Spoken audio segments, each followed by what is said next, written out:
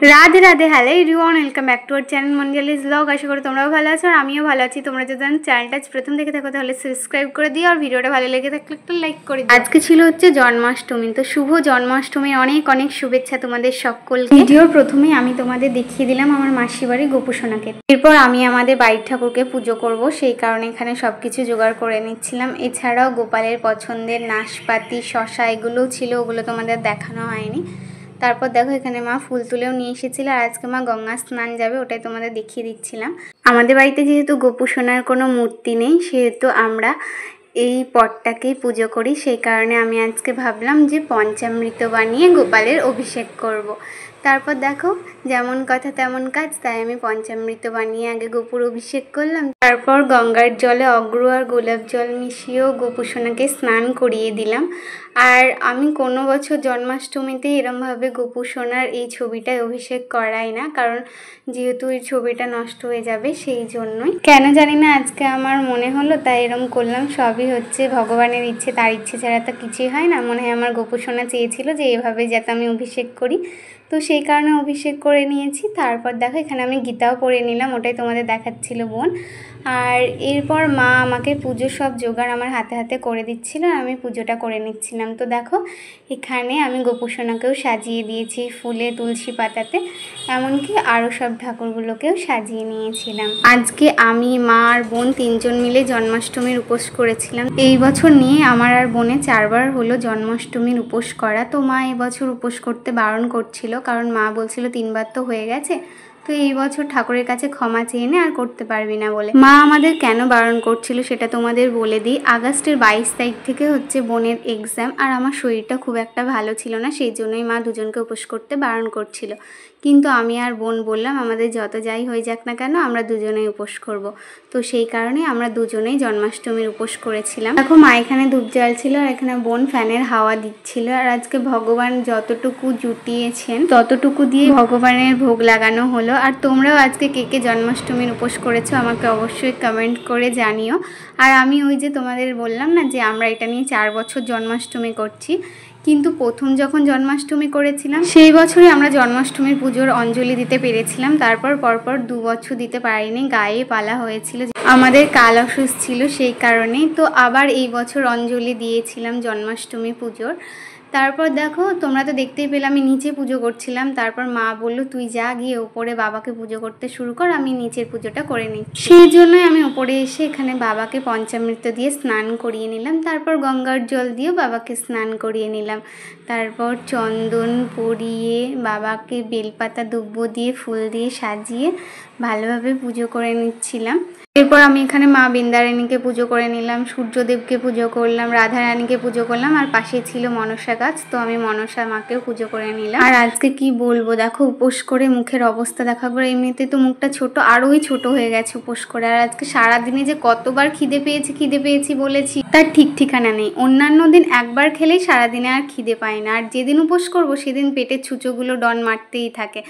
তো তারপরেই মা 2টোর দিকে চলে গেছিল হচ্ছে গঙ্গা স্নান। আর আমি ভাবলাম মা গেছে গঙ্গা স্নান, তাহলে আমি আর বোন এই তালটা ছাড়িয়ে তালটা ঘষে রাখি, তালের মাড়িটা বের করে রাখবো, তাহলে মা গঙ্গা স্নান থেকে এসে লুচি আর বড়াটা করে ফেলতে পারবে তাড়াতাড়ি। ও মা, আমি তালটা ছাড়াতে না ছাড়াতেই দেখি আমার মা এসে হাজির।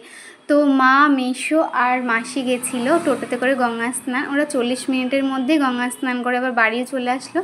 তো তোমাদের সাথে কথা বলতে বলতে তাল ঘষেও নেওয়া হয়ে গেছে। এরপর আমি আর বোন আলতা পড়েছিলাম, ওটাই তোমাদের দেখাচ্ছিলাম। মাসির বাড়িতে তো গোপুসোনা আছে, তোমরা তো দেখতে পেলে, তাই মা বলছিল তোর মাসি একা একা সব পুজো কাজ করছে, তোর মাসি একা পারছে না বলছে, তাহলে তুই আর বোন যা গিয়ে মাসির হাতে হাতে গোপুর পুজোর কাজগুলো করে দিয়ে। আর গোপুর পুজোর কাজ করা তো ভালোই, তাই না?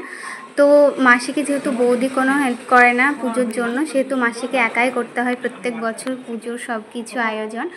আর তোমাদের সাথে কথা বলতে বলতে দেখো আমি আর বোন এসে সব ফলগুলো এখানে আমান্য করে নিলাম। আর মাসি পাশেই চন্দন বাটছিল আর মেসো ভাগবত পাঠ করছিল। আর ভাগবত পাঠ শুনতে শুনতে আমি আর বোন গোপুর পুজোর সব কাজগুলো করে নিচ্ছিলাম। আর ওদিকে কিন্তু আমার মা বাড়িতে হচ্ছে বড়া আর লুচি করছিল। তো মাকে বললাম তোমাকে হেল্প করতে হবে না, তো মা বলছে না, গিয়ে তোর মাসিকে হেল্প কর, আমি এখানে কষ্ট করে হলে আমি করে নিচ্ছি।